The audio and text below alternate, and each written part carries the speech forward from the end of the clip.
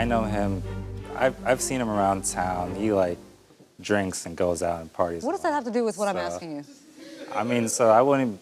No, what does that have to do with what I'm asking you, sir? So I wouldn't be surprised if some minor details got blurred, and then that's one of the details. On whose part? Because it seems like you don't really know what's going on. Well, he called me asking about the fee, and that's when I complained about my policy. Okay, and did you ask him that you wanted the policy to mirror your parents' policy? I did. I told him that's what I wanted originally, and then at that point, I just wanted a refund and my policy to be canceled, and so I can get the policy that I was looking for. Before he billed you for $1,100 for the upgrades? Yes. You had already paid the insurance. Correct. The $1,100. Correct. So now you're asking for the $1,100 back that you paid. Plus the $200 fee. Plus the $200 fee for having to modify the policy. Correct. Okay, I'm gonna open it up. Okay, would you consider yourself a customer representative? You're representing him, that's Yes. what you told us. Yes. Okay, so you're representing the customer. Correct. You have a fiduciary duty to him. Yes. You have no agency or business No. relationship with the insurance companies. company, no. You don't work for an insurance No. company, you don't collect commissions. No. All right.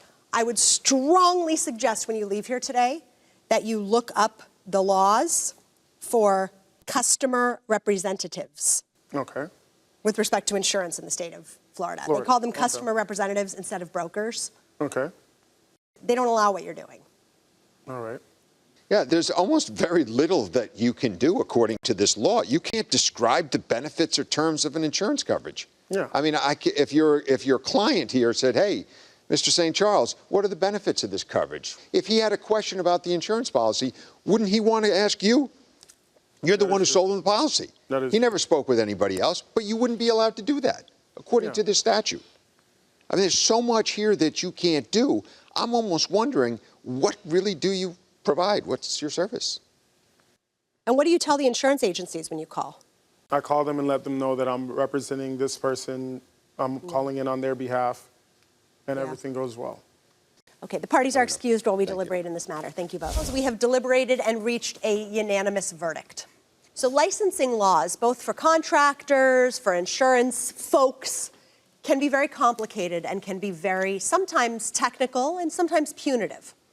And we didn't make any finding, Mr. St. Charles, that you did anything intentionally wrong, but we would suggest you look up the requirements for insurance customer representatives in Florida before you continue.